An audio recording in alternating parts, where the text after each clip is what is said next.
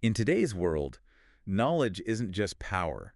It's really the ultimate currency. It absolutely is. And the whole landscape of innovation, wow, it's shifting so fast. Almost dizzying sometimes. And you, our listener, you're probably navigating this flood of information every single day, right? Trying to cut through all the noise. Trying to figure out what actually matters. Exactly. So today, we're kind of pulling back the curtain on this secret dance between universities, businesses, and governments. A dance that shapes, well, pretty much everything around us. Yeah, from your smartphone to, like, how your city runs. We're doing a deep dive into something called the Triple Helix model. And the often pretty unpredictable evolution of innovation systems. Okay, it sounds maybe a little complex, like a mouthful, but trust us. The insights here, they're genuinely game-changing for understanding how the world around us is constantly being reshaped. Yeah, what's really fascinating to me is how these entities that seem so separate, academia, business, government, how they've become so incredibly linked. So intertwined. Right. And our mission in this deep dive is really to unpack how those interactions drive progress. And how knowledge itself gets produced, how it's shared.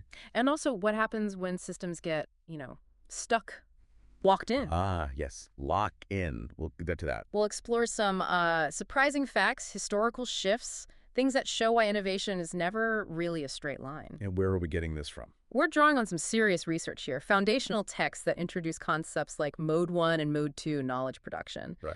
The Triple Helix idea itself, of course, and even some detailed simulations about how technologies compete in the market. Okay, let's unpack this then.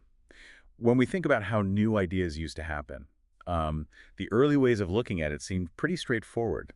Knowledge production felt almost linear. Yeah, categorized pretty neatly. But that simplicity, it didn't last long. Things got more complex. So how did that view change? Well, back in '94, Gibbons and his colleagues, they really kicked off a major shift. They started talking about Mode 1 versus Mode 2 research. Okay, Mode 1, the old way. What was that about? Think of Mode 1 as your classic basic science. It's discipline focused. Just science for science's sake. Pretty much. Pure discovery, often happening quietly in universities, driven by academic curiosity, expanding knowledge in a very focused, maybe even slightly isolated way. Okay, so that's Mode 1. If that's Mode 1, how did Mode 2 shake things up? This is where it gets really interesting, right? Right. Mode 2 is a huge shift. It's organized completely differently. It's driven by its practical application context. So problem solving becomes central. Exactly. And it's multidisciplinary, problem-driven, and crucially, it often involves all sorts of different people, way beyond just academics. Like researchers, industry, maybe government folks. Precisely. Working together on specific problems. And this shift, it led to new kinds of organizations popping up. Like what? Well, knowledge industries, business networks, R&D alliances. It really changed how competition and collaboration worked in innovation. So the takeaway is that innovation isn't this neat line anymore. It's more like a messy puzzle. That's a good way to put it. A constantly shifting puzzle, maybe where everyone sees a slightly different piece. So innovation isn't static. It's not isolated. It happens at the interfaces between these different areas. Exactly. And from what's called a neo-evolutionary view, these knowledge-based developments, they're constantly being reconstructed. Meaning how we talk about them, how we understand them, actually shapes them.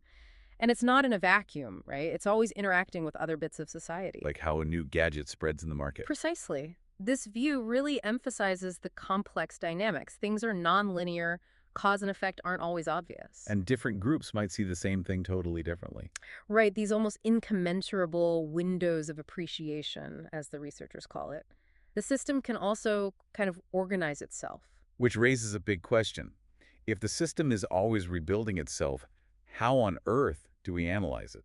Well, the key is appreciating that inherent complexity and also how it sort of learns from its own past. Its history matters. Okay, so if it's this chaotic dance, is there a model, a framework to help us make sense of it all? Yeah. Map the chaos? Thankfully, yes. That's where this really useful framework, the Triple Helix model, comes in. Ah, the Triple Helix. Defined by Etzkowitz and Leydesdorff back in '97, it describes this overlay of interactions. Between who? Between universities, industries, and governments. The model basically points to three main functions. Okay, what are they? You've got wealth creation, mostly industry's role, then knowledge production, that's largely the universities, And finally, government regulations, setting the rules, providing incentives. So what's the big implication for us? What does it really mean? It means those old rigid boundaries between public and private, science and tech, university and industry, they're just not fixed anymore. They're blurry, constantly shifting. Exactly. The model helps us understand that constant flux, that dance. It's a very fluid system. Okay, let's dig into how these helices actually interact then, and how they change over time. Because their roles aren't set in stone, right? Not at all. Take universities. We said historically, they focused on teaching in that mode 1, basic research. Right, the pure science stuff. But now, they're getting much more entrepreneurial, they're marketing knowledge, spinning off companies.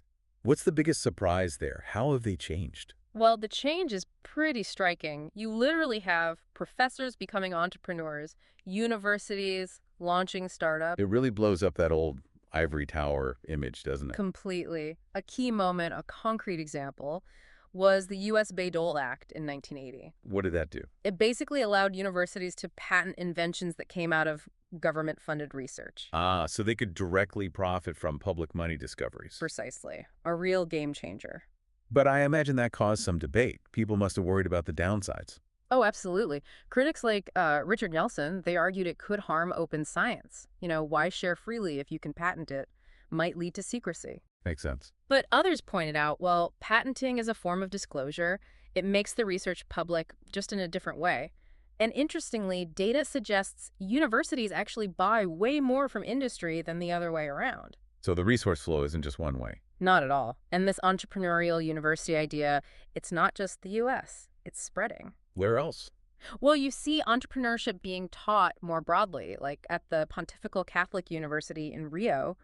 Undergrads there have to write business plans now. Wow. And there was that case in Zambia where the university solved a national telecom crisis and ended up spinning off a whole company from its email network. That's incredible. And it's not just universities evolving, right? Industries are changing too. Definitely. They're developing more of an academic dimension, sharing knowledge more, training employees to higher levels. Any examples? Think about companies like DuPont. They massively increased spending on outside tech resources. They started outsourcing R&D to academics, say, in India. They found it was faster, cheaper, and frankly, yielded better tech by tapping into that external expertise. It's a big shift in how corporations think about innovation. And the third helix, government. How's its role changing? Governments have shifted, too, Yeah. moving away from strict top-down control, More toward. more of a catalyst model. They're shaping the environment, using science and tech policy to encourage those university-industry links rather than dictating every step. Like gardeners, you said. Creating the right conditions for growth. Exactly like that. Fostering innovation rather than just managing it directly.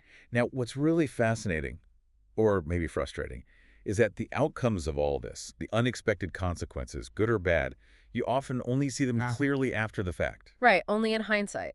But Reflexively or ex post, as the academics say. which means that in innovation systems, what you see is not necessarily what you get. Precisely. They're so knowledge intensive, constantly being rebuilt and reinterpreted. How does that work, this constant rebuilding? Well, it happens through what some researchers call reflexive translations. Think of it like jazz musicians improvising. Okay.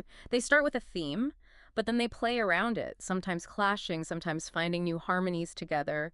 Those clashes, those inconsistencies, they aren't necessarily wrong. There's different interpretations. Kind of. They create puzzles that actually push things forward, setting new agendas, the people bridging these different areas, the translators. They're constantly debating the right translation, the right way to connect ideas. And when they agree on a translation. That can lead to new shared understandings, new codifications that become widely accepted and functional. It's this delicate balance, this tension between everything being integrated versus everything being separate that actually allows the system to develop. Okay, so these systems are dynamic, complex. But what happens when they get stuck? That brings us to lock-in, right? Exactly. Lock-in. Where a system just gets completely entrenched in one way of doing things, one technology, even if there are better alternatives out there. Uh-huh. The classic examples always come up. Like VHS beating Betamax. Yeah. Or the QWERTY keyboard sticking around. Those are perfect illustrations. Small advantages early on, maybe even random ones, can snowball because of increasing returns. You mean network effects? Yeah. Like the more people use something, the more attractive it becomes. Precisely. More users, more software, more support. it builds momentum. And according to models like W. Brian Arthur's, this can happen even if the technology that wins isn't objectively the best. So it's like a random walk that just hits a point of no return. It reaches an absorbing barrier, yeah. It gets stuck. Okay, so that's lock-in. What about the opposite, lockout? How does a system break free? Lockouts can happen. Maybe a radical new technology comes along and just Ugh. disrupts everything. Or you could somehow free the players from the constraints of the old system. Like, if the network effect of the losing technology suddenly dropped to zero, maybe through policy or obsolescence. Is it always a sudden shift? Not necessarily. There can be a window for return to equilibrium, maybe if the market is really big or if it's just hard for newcomers to figure out who's actually winning. That uncertainty can keep things balanced for longer. Which must be a real puzzle for policymakers. It definitely is. If you want to encourage ongoing innovation, how do you stop one winner from emerging too quickly and shutting down competition? How do you keep that window open? It's a real balancing act. Mhm. And does adding more complexity, like more helices or dimensions, say, technology and market segments make lock-in worse? It seems to, yes. It can enhance lock-ins, making the system even more complex, leading to these sort of sequential forks in the road or bifurcations. It gets harder to change course. That sounds like Schumpeter's creative destruction idea in Overdrive. It's very connected. Existing structures, existing lock-ins are constantly being challenged by innovators, the hill climbers, trying to find better solutions.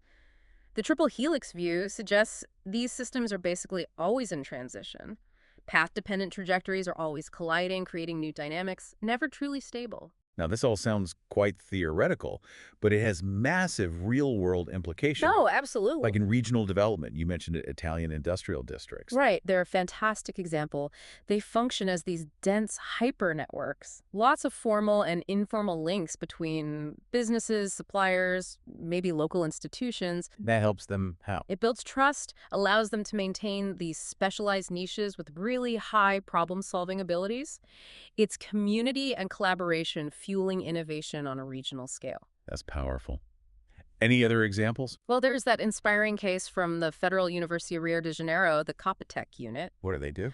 They took their expertise in linking university research to industry, and they applied it to help residents in low-income favelas. Wow. By helping them organize cooperatives, set up low-tech service businesses, basically using those interface skills for social development. It became a national model in Brazil. That's fantastic, using academic know-how for community empowerment.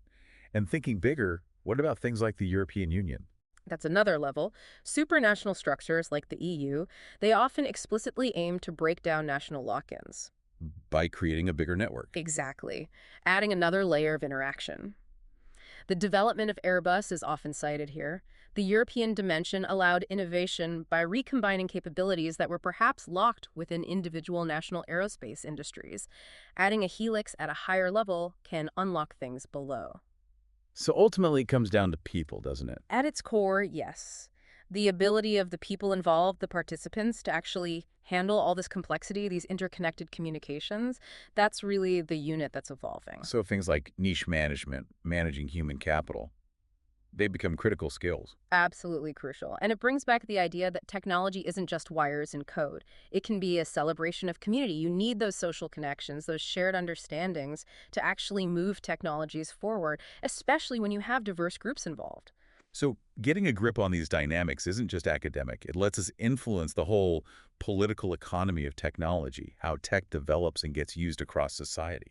Right, moving beyond just tweaking individual products or companies to thinking about the entire system, the regime level. And are there current areas where we see this playing out? Well, think about the push for smart cities. That's a big area right now for political incentives, trying to combine technology, innovation, government policy, and hopefully efficiency for better urban life.